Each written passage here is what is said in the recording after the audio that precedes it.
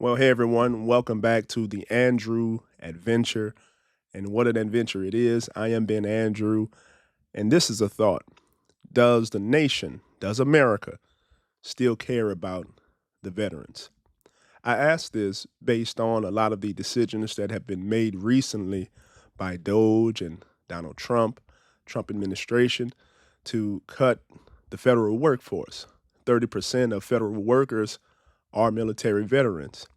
I ask this with the understanding of knowing that the Department of Veterans Affairs, in many cases, we were significantly undermanned and understaffed. Thus, you had a delay in a lot of the processes. I think about the veterans who I seen around the VA hospital. One in particular, he had no limbs, he had no legs, no arms. Combat veteran from Vietnam era, and he'd be the happiest person in the canteen or in the cafeteria. I used to see him and wonder, who am I to complain if this man has joy? And I thought about Gerard Fields, Sergeant Fields, who lost his leg in battle. And unbeknownst to me, he was waiting for a prosthetic for a long amount of time. Even with his disability claim being an amputee, he waited some time. My wife, who worked with the Department of Veterans Affairs for about 11 years, she processed disability claims and then promoted to a higher position, supervising that particular function. I think about her, who's a veteran as well, having to process so many claims and seeing a backlog just continue to grow and grow and grow. I think about the initiatives the VA had to get more VSR or veteran service representatives to help with processing claims because there were so many and the backlog continues and continues. The VA being undermanned and significantly understaffed, it shows that there's help needed. I don't know what the plan is for the current administration. I don't know if there's a plan to have government contractors come in. However, with less personnel, you impact the veterans who need the services. With 30% of the federal workforce being veterans, and you cut down on the federal workforce, you now introduce more unemployed veterans into the space.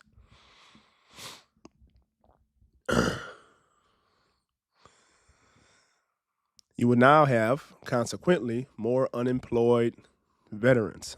Some of them who were working in the federal government,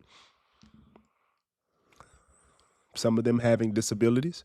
A lot of them are anxiety related, PTSD, and so on. You now add on the stress of having to find another job, having to get out there and compete in an unfamiliar territory. I truly believe that veterans are resilient and that many of us will overcome these challenges and these hurdles. But I also know that there's a civilian population who have many stigmas about veterans, and there will be some challenges because of the reluctancy. PTSD becomes this taboo thing.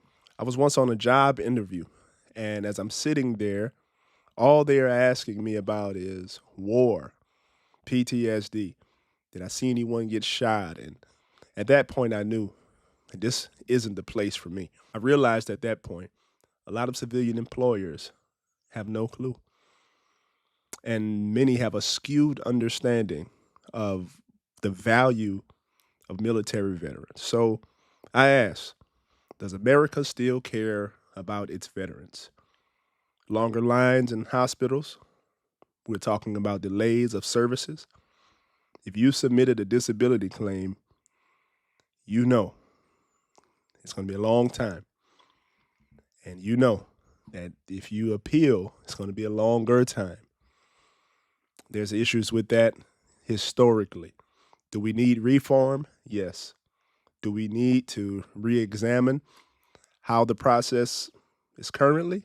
Absolutely. There's a phrase that we used in the military. It is measure twice, cut once. It seems to me that DOGE is cutting first and then trying to measure, which is totally backwards. And in the process, there's a lot of people going to be devastated as they are now, as we are now. And there's a lot of people who are going to be hurt.